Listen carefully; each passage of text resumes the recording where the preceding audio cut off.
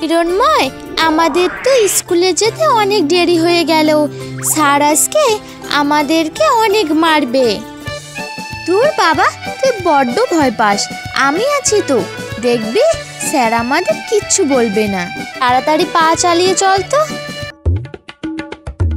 এই দেখুন স্যার, ওরা এখন আসছে। আমি কখন এসেছি, ওরা এখন আসছে।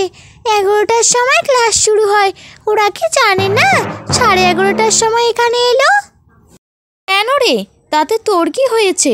সব সময় দেখে আমাদের পিছনে লেগেই থাকিস তুই। দেখ হিরণময়, একদম বাজে কথা বলবি না। আহা, তোরা কি থামবি?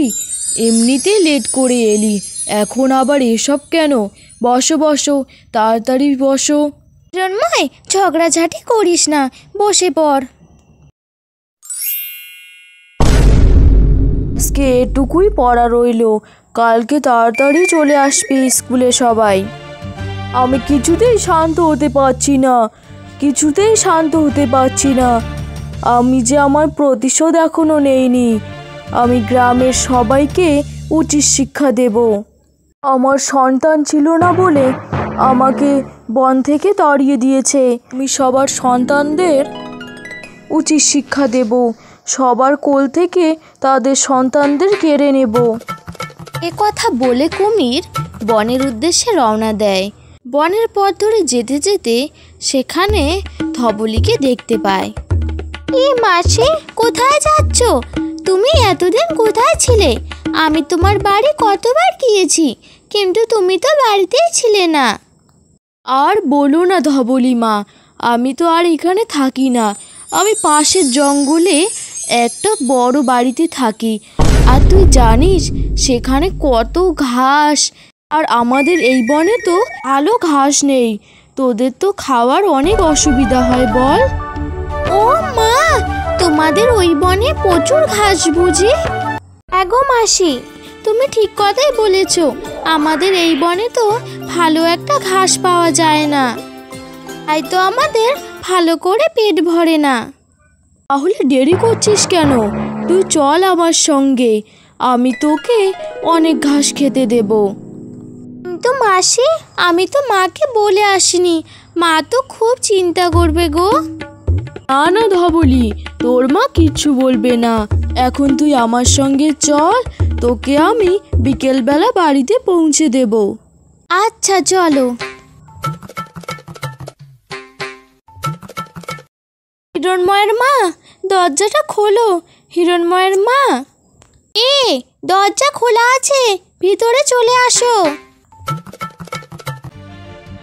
এ কি হিরণময়, তুই তো এখানে, তাহলে আমার ধবলি কোথায়? ধবলি তো এখনো বাড়ি ফেরেনি। তুই আর ধবলি তো একসঙ্গে স্কুলে গিয়েছিলি, তুই বাড়িতে চলে এলি, আমার ধবলি কোথায়? বল, তুই বল আমার ধবলি কোথায়? আসে, ও তো স্কুলে এসেছিল। স্কুল ছুটি হওয়ার পর ও তো ওর বাড়িতে চলে গেল। আমি আর কিছু জানি না মাসি। বোন, তুমি মিছিমিছি চিন্তা করছো। দেখো, কোথাও খেলছে হয়তো। হতে পারে, দেখি বটতলার কাছে আছে নাকি। টুনি, মেয়েকে সাবধানে রেখো। এই যে আমাদের পাশের বাড়ি ধবলি, ওনাকে হারিয়ে গেছে।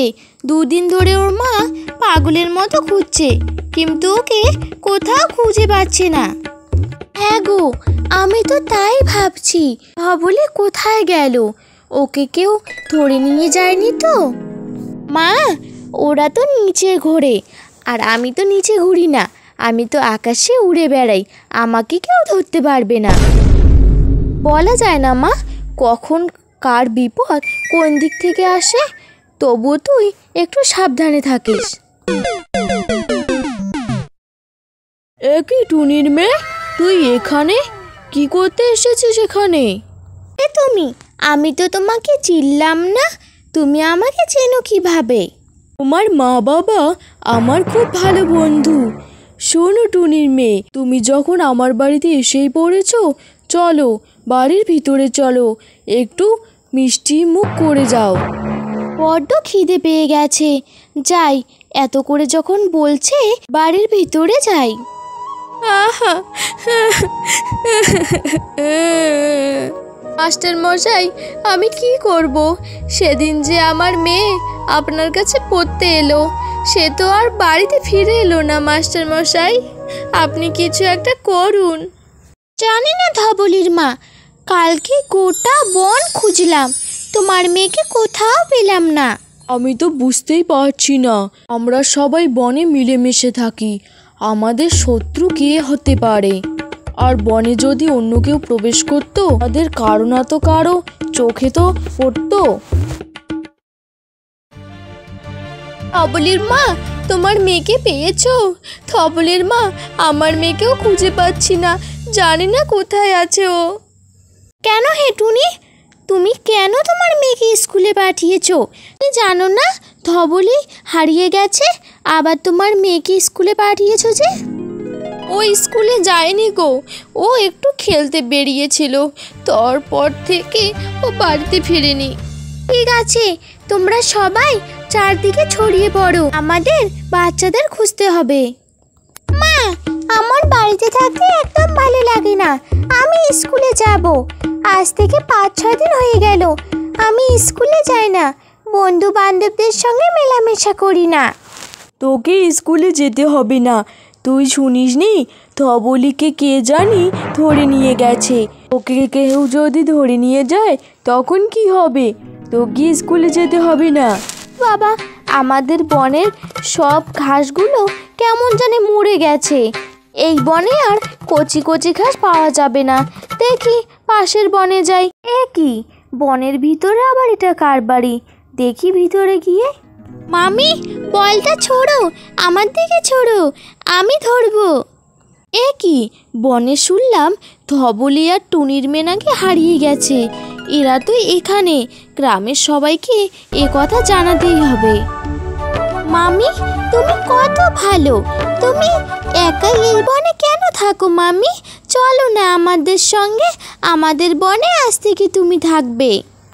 না গো ধবলি, আমি আর ওই বনে যাব না, তোরা আজকে বাড়িতে যা।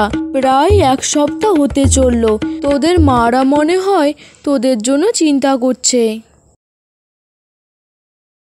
কি গো ঘাস ফড়িং, কোথা থেকে এলে? ধবলিদের কিছু খবর পেলে? ও শিয়াল দাদা, হ্যাঁ গো ধবলির মা, আমি ধবলির খবর পেয়েছি পাশের বনে। এই যে আমরা যে ডাইনি বলে ওই কুমিরটাকে ভাগিয়েছিলাম বন থেকে, ওই কুমিরের কাছে ধবলি ও টুনির মেয়ে আছে। ও মা গো, আমার ধবলির কোনো ক্ষতি করেনি তো ওই শয়তান কুমিরটা? না না, এখানে তো আর দেরি করা চলবে না। বৌদি, তোমাদের যেতে হবে না, আমি ফড়িংয়ের সঙ্গে যাচ্ছি। আগো দাদা, আমি ওইখানে যেতে পারবো না, তুমি যাও, আমি তোমাকে রাস্তা বলে দিচ্ছি। কি গো শিয়াল দাদা, তুমি আমার বাড়িতে? আমি বুঝতে পেরেছি তুমি কেন এসেছো, আমাকে ক্ষমা করে দিও দাদা। আমি আমার প্রতিশোধ নিতে চেয়েছিলাম, কিন্তু এই ছোট্ট ছোট্ট ছানার মুখ দেখে আমি আমার সব প্রতিশোধ ভুলে গেছি।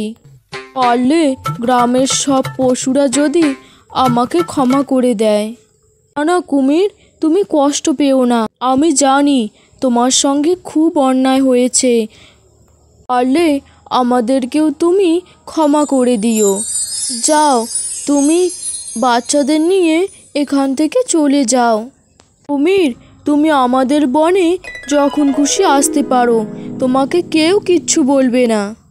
আচ্ছা দাদা। কুমির মাসি, আমরা বাড়িতে গেলাম, তোমার যখন আমাদেরকে দেখতে ইচ্ছে করবে আমাদের বাড়িতে চলে এসো, কেমন? আচ্ছা বাবা, যাব।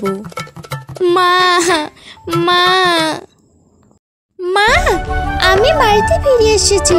জানো মা, কুমির মাসি খুব ভালো, আমাদের খুব ভালো করে যত্ন রেখেছে। হ্যাঁ বাবা, কুমির মাসি খুব ভালো, আমাদেরই ভুল ছিল, আমরা যে ওর উপরে অত্যাচার করেছি। ও যদি অতটাই খারাপ হতো তোদেরকে আর আস্ত রাখতো না। হ্যাঁ বৌদি, তুমি ঠিক কথাই বলেছ, গ্রামের সবাইকে বলতে হবে কুমিরকে যদি তারকে আগের বাড়িতে ফিরিয়ে আনা হয়।